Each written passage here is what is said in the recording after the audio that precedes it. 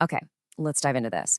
We're going to deconstruct a really high stakes mission, not from some classified file, but just from the raw dialogue. We're going to follow this operative who is all about precision, his car, and this super rigid set of rules. And then we're going to watch what happens when one single job makes him break every single one.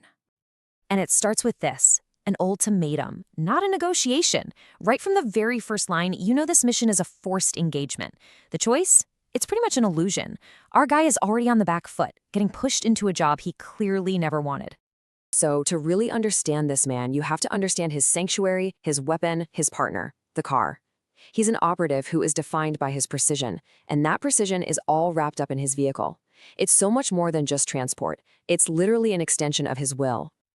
And this right here, this is the core of his entire philosophy. It's a symbiotic relationship. The man and the machine, they're like extensions of each other, right? They form this single, hyper-efficient unit built for just one thing, mission success. See, the car isn't just a car. It's this meticulously prepared instrument. But here's the thing. His new employers, they know this. They change the oil, they tune it up, they even install their own GPS. They're not just hiring him. They're trying to seize control of his most trusted asset. Every game has its rules, and for this guy, those rules are everything. He lives by this super strict self-imposed code, and these aren't just, guidelines. They are the absolute laws that keep him alive in a very dangerous world. And here it is. This is the foundation of his professional life. A deal is a deal that ensures integrity. No names, that guarantees anonymity, emotional distance, and walk alone that prevents any messy attachments. This code, it's his armor. So, what happens when a mission forces this super rigid code to just shatter, piece by piece? Well, this is where that armor starts to crack, and the man underneath is finally exposed. And there it is, the first violation. He's told there's going to be a passenger, which is a direct contradiction of his third rule.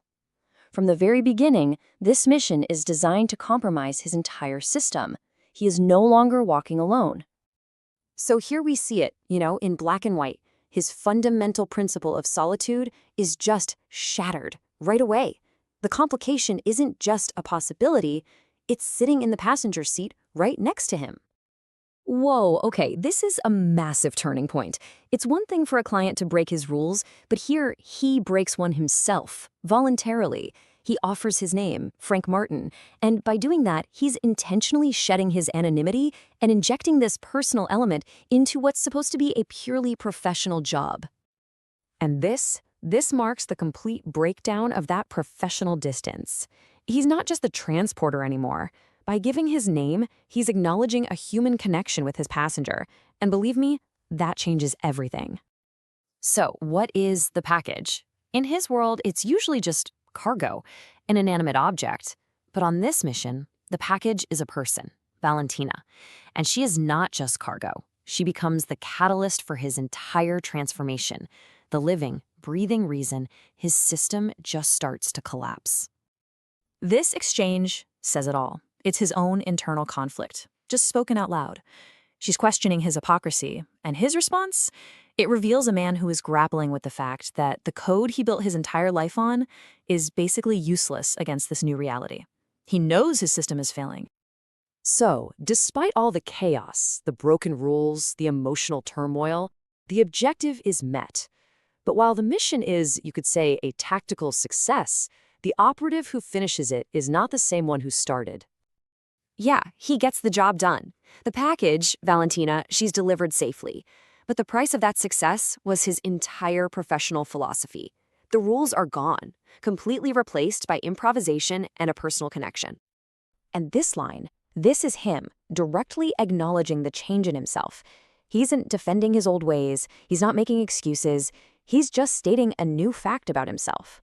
A fact that was forged in the fire of this mission. I mean, the contrast is just so stark. He began as this machine, right? Living by an inflexible, impersonal code. He ends as a man who understands that life and people, including himself, are fluid. The mission didn't just break his rules, it broke him open to a whole new way of seeing the world. So, After all the chaos, what's the ultimate takeaway from this whole mission?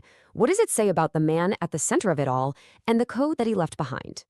And really, this is the question that's just left hanging in the air. Was this a temporary suspension of his code? An exception for an extraordinary circumstance? Or has Frank Martin been fundamentally changed for good? Can he go back to being the detached transporter? Or is the man who once walked alone now kind of destined to seek company?